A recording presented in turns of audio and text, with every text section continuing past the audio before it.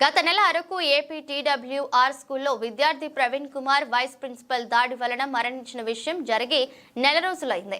ఇది మరొక ముందే మరో విద్యార్థిని ఎండపల్లి వలస గిరిజన సంక్షేమ గురుకుల పాఠశాలలో చదువుతున్న 6వ తరగతి విద్యార్థిని జన్ని ప్రియాంక అనారోగ్య సమస్యలతో మరణించడం చాలా బాధాకరమని విషయం.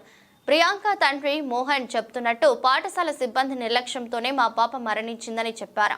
పాఠశాలకు సంబంధించిన ప్రిన్సిపల్ గాని వార్డెన్ గాని మా పాపకు ఆరోగ్యం బాగోలేదని నాకు తెలియపరచలేదు.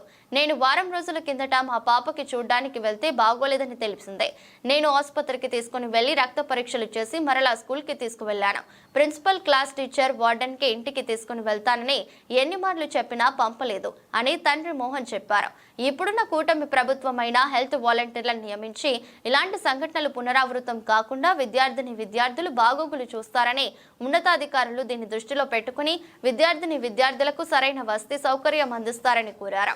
ఈ కార్యక్రమంలో SSUI నాయకులు సంతోష్ కుమార్, గణపతి, పూర్ణచందర్ పాల్గొన్నారు. నా పేరు వెంకట జగన్, అల్లూరు సీతారామరావు జిల్లా కాంగ్రెస్ పార్టీ విద్యార్థి విభాగం NSUI జిల్లా అధ్యక్షుడిని.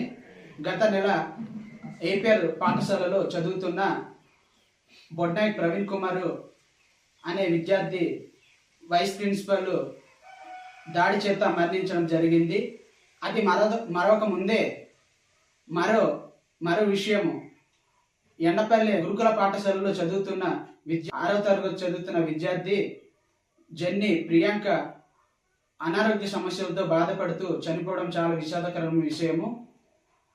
ఆమె తండ్రి మీడియా ముఖంగా మాట్లాడుతూ తమ పాపకు బాగలేదని ఎటువంటి సమాచారం ప్రిన్సిపల్ గాని వార్డెన్ గాని అందించలేదని చెప్పడము జరిగింది. ఇది మనం గమనించాలి. అలాగే గత వారము పాపకు బాగలేదని వెళ్తే ఆరోగ్యం బాగలేదని తెలుసుకొని ఆసుపత్రికి తీసుకెళ్లి రక్త పరీక్షలు చేయించి మరలా పాఠశాలకు తీసుకెళ్లడం జరిగింది. అనంతరం ప్రిన్సిపల్ కి వార్డెన్ కి పర్మిషన్ కోసం అడగగా వారు పర్మిషన్ ఇవ్వడం జరగదని తేల్చి చెప్పారు. తర్వాత తండ్రి మరలా ఇంటికి వెళ్ళిపోయిన క్షణం దీనికి కారణమైన ప్రిన్సిపల్ని, వార్డెన్ని, విద్యాశాఖ అధికారులు ఈ విషయాన్ని స్పందించి సస్పెండ్ చేయవలసిందిగా NSUI తరపున డిమాండ్ చేస్తున్నాం.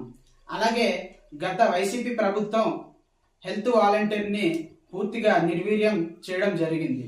ఈ విషయాన్ని గమనించి ఇప్పుడున్న ప్రస్తుత కూటమి ప్రభుత్వమైన హెల్త్ వాలంటీర్ని నియమించి విద్యార్థి బాగోగులు చూస్తారని NSUI విద్యార్థి విభాగం తరపున డిమాండ్ చేస్తున్నాం. నమస్కారం.